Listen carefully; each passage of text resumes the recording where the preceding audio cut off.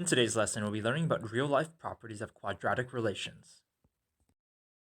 When you kick a soccer ball into the air in real life, its movement through the air resembles a parabola. When you shoot a free throw in real life, the ball's movement through the air resembles a parabola as well. When a batter hits a cricket ball in real life, the ball's movement through the air resembles a parabola as well. And when a punter or kicker in football hits a football, its movement through the air again resembles a parabola. What you should notice here is that when an object moves through the air, its movement resembles a parabola, which is a quadratic relation. In this situation, we have a punter or kicker in football hitting a football. On the x-axis is distance, and on the y-axis is height. The point over here would represent the vertex. The coordinates of this vertex is approximately 10.5 and 5.7. What exactly does this vertex represent in real life? Well, if you kick a football, this would represent the highest point that the football can take on. Next, this point right over here represents the y-intercept. It's called the y-intercept because that is where the parabola intercepts the y-axis. The y-intercept here would be 0. But what does this y-intercept mean in real life?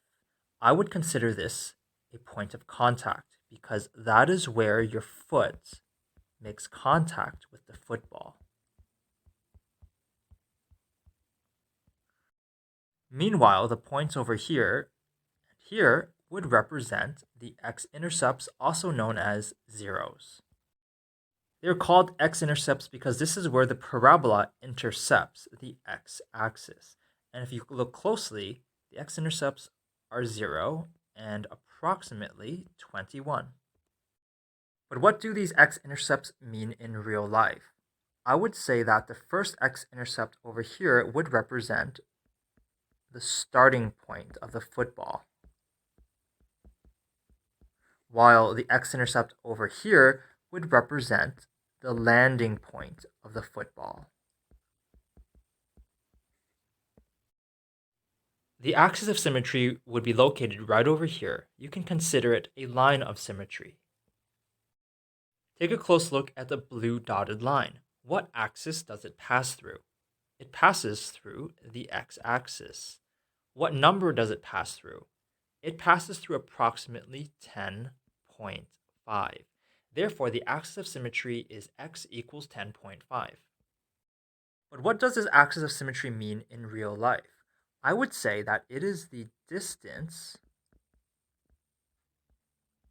when the highest point is reached.